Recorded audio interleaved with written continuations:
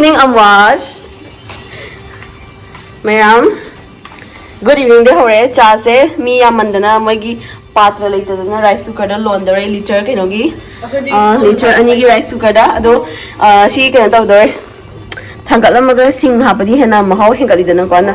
As I put chalaga sing like togi, a quick bahadur hage sing labor. I could be do some clear idea. I know about the Mazara and Gredo Bahadur hage sing labor. How never do some the pakorams out the ma'am. I am sorry, Tare.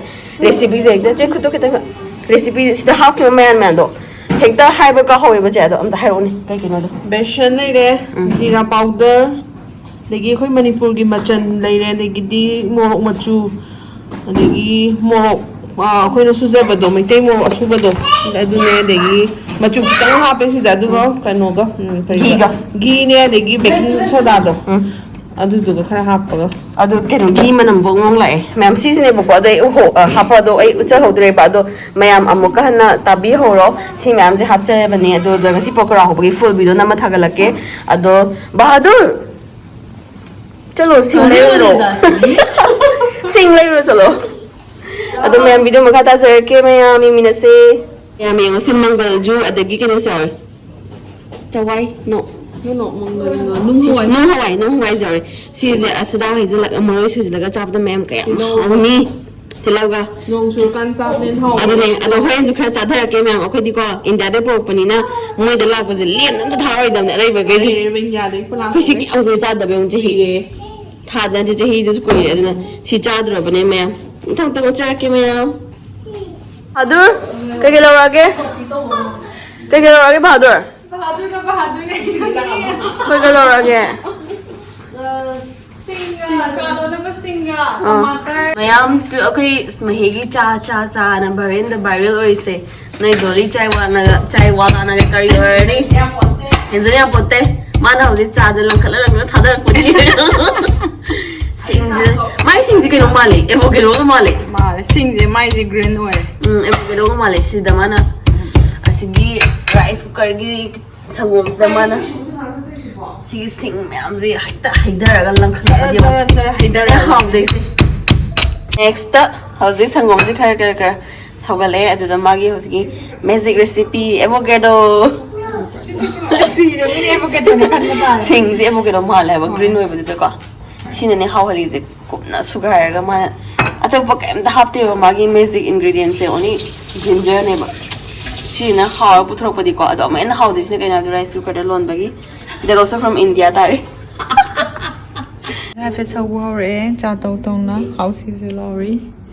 A housey party. 50.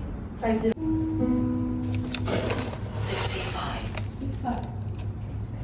Yo, they jack and lolly. 42. Chamana Hobson, the cray. 36 Chini Jack, Kitang Yam the Palm Jaco. How sees it how he left a laganano to Charlolis.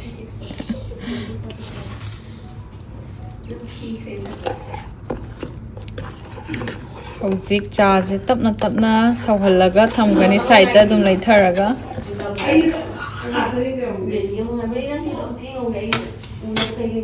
I am houses to game a year lore, Duga.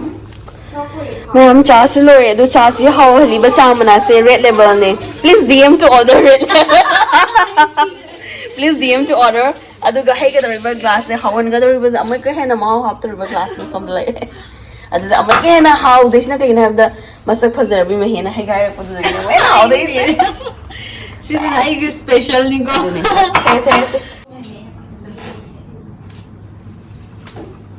Good girl. I said the Prabha Haduna in a way. Mahande.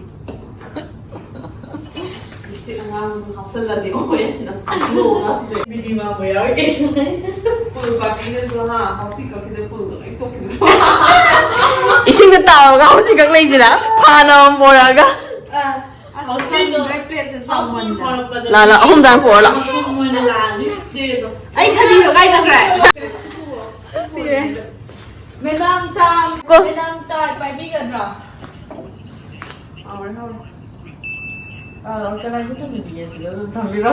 Him they know. Sisina mahi paste semtoi. Khamen sinbane. Ginger ne. Garlic cham hapni. Garlic macha amaga. Sina ngasai akhoi semgiwa keno den. Marinate tawra thamgiba pakora gi mahi done. Si matum ta thadaraga utsarage mayam. Sanamga singa sida temugi product ne. Yamna se mayam. Se yamna cheap and affordable price ta. Mama ni aw ko sa khore. To say them ai Manipur re mayam na pambi basing akhoi ne sinaiba production se pambi basing please DM Temu online product kay no lay amane shop 1 2 3 ya khamen sin mata ani paste semtoi ni ko noi na ma ai. Sisi ka mo haro Kamo. Kitang kamo. Yes go to Toy to. Teo Kitang ni wale du su. Kaya ni. Kai thagat biday no ai se kay no hawai mangal hana kitang ka mani edu duga alu thak mo to deba okay red nail polish na like ting laga yam phajai na ko so kini ko me to buda Loye. Khut ki dang ngaw ni. gani adur se ki to na ya alu se hotel gi ngasi alu sakra tawge tawbane edu semi bane Hotel- ni la oi khande edu kitang han tawrage edu horen kona daga wa pa mu seba men narage tamu hotel se poset phabra phatabra ngasi cha di kha am sit kre ado alu sak se mu yeng ade horen kamai taw no mayam dei feedback se lo min narage ko okay hello everyone Hi happy guys. friendship day friends ana alu mo hora ba hoi alu ngo hore gi ado how di ngau ba nang live to en how to ngau bri to gon ko ma ya hau ngau dei hai ni la han de Sing ha ka lagi. ako ko jo lao dai ma'am na pakora Wah. Sing ka no mai se.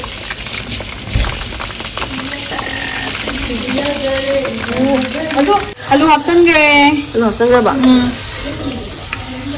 alu hapsan gre busy bi ne very busy so busy pakora background menge se sai pakora su hobo lore ba ko aduga mangal su tawe pukhaya kan ni pa khale tu mangal taw pakora gi ya na che pakora gi khang che pakora thau thare 25 percent de ka ja bit se ko I'm only 16 years old ni ya ma happy hai Ni à hale sa da. Like sabi ni phadi on sorry sel ungay lai sabi na chawna sabi je nani to ningi je kai ina ba che ai phadi khung ga se ka hek da sound ka Ai ni ma sin ju soi ba ha ba gi do. pakora gi wow phase yamna pakora gi ta kang go ho gre the maroi napakpi ginger garlic ha pe telo sa ha pe adagi masala de lo ha pe then nai combination ma thada bagi phaja combination ma ko phaja jam combination ma thada bagi Zage nang tabuning zage ai riya as ai moi gi live yang kan mahi hap le ma ha ba jogoi ga sai small ga so khai tong tong tong non tester ge me tomorrow what brand number hen brand phase ngasi parties ado ko yum han number se kamai to dina che lobi bela pina ba mi ta lai tra ba gai tho vai ta ba se iral oi rage tare lek thok sungai da nong phalo sun nongai tho khang de ta tori ba se punsi Ai thong hai ta ba gi ina. iral khong te ba sa ma na test ni to ge me amado haizer singmu se chamina ba nang dare ma lo bula e do na magi pack ta thado khrage ado yam di mister ni nongai te pulap chamina da se sai ngai ko ya le me ya me man ko ta mo chami no ya man ga ba chết luôn à Hai kuo. Ya garnish kita happy ke mathak ta. Bai garnish happy ke habne. Pakora pam jabi si pakora. mayam nasai de ge phina wa na sin jana lang da thongjari khai mayam do si ichi ran horage ko si chi gi special pakora adagi sina mahegi special Aloo cooker thongba alu shak adagi sina ai gi hobe hobe sijaba singju adagi mahigi changang aduga iceberg latest quote na ba do mayam charaga ne reviews pinar se aduga video dum lo shen jarage ba mayam ni thriyam sa Ano kaya ba sige? mayam chasige se chabir pakora han chasira Se to bola da. ha ha be kola se do ko na pe behind the camera ko thum cha hawra se ha ma gi taste ro gi yeng se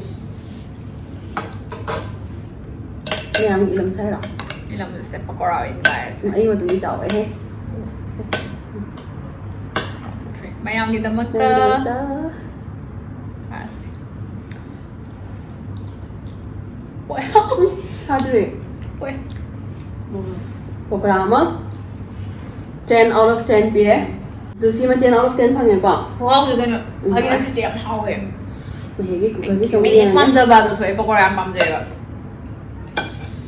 Any transport arrange to la program ko no chung ti sir se member ba Hegi sa. ina cha mangal ga keno ga na kari bataw na gani so ba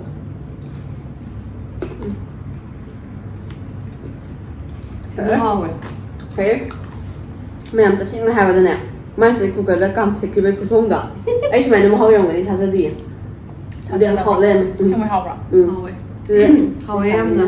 harau na ba 11 out of 10 period Gila men bia. One. Học gì? Anh xì rồi. ai sin Nó ni chỉ do cái sinh dung. sini nga sini mayan za re re bana tum su san bane ba ko chung char se No. bu ji ha ni mi de gi ko bi de ko mo de gi